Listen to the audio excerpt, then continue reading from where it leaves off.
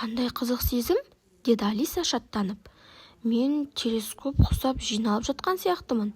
Шын мәнінде де солай еді. Оның бойы 10 дюймге дейін кішірейіп сала берді. Енді манағы кішкентай есікке оп-оңай сыйып кетерін ойлап, жүзі бақыттан бал-бұл жанды.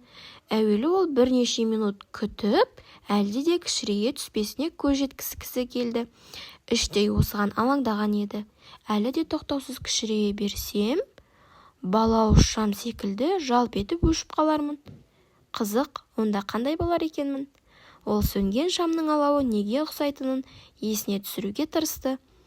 Өйткені ондайды бұрын-соңды көрмегені есінде жоқ еді. Енді одан әрі кішіремесіне көзі жеткен соң бірден баққа барғысы келді. Байғұс Алиса есікке жақындағанда алтын кілтті үстел үстінде ұмытып кеткенін түсініп қайтып барып еді, кілтке қолы жетпей қойды.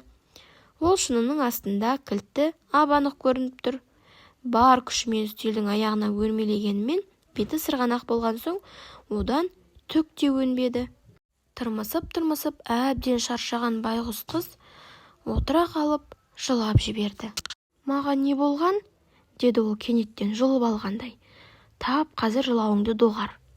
Әдетте ол өзіне жап-жақсы кеңестер береді, бірақ көбіне оған құлақ аспайтын, ал кейде өз-өзінің жер-жебіріне жетіп сөгетіні сонша жанарына жас үйірілетін.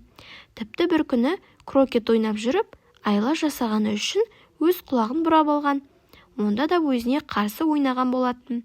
Өйткені ол екі адамның рөлін сомдағанды қатты жақсы көретін. Енді екі адамның кейпіне енудің түк пайдасы жоқ, деді байғұс қыз. Менің мына түрімнен бір адамның өзі әрең шығады. Кенет ол үстел астында жатқан кішкентай шыны қорапты байқады. Ашса, ішінде қарақатпен өрнектеліп, мені же деп жазылған торт бар екен. Қазір мен мұны жеймін, деді Алиса. Бұл менің бойымды өсірсе кілтті аламын, ал кішірейтіп жіберер болса, есіктің астынан өтіп кетемін.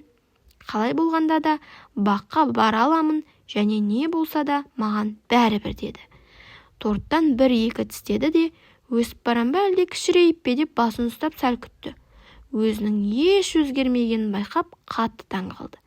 Әрине, торт жегенде солай болуы керек.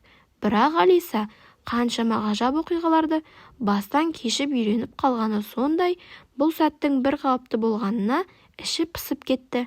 Ол тортты асап жеп, түгелдей тауысып қойды.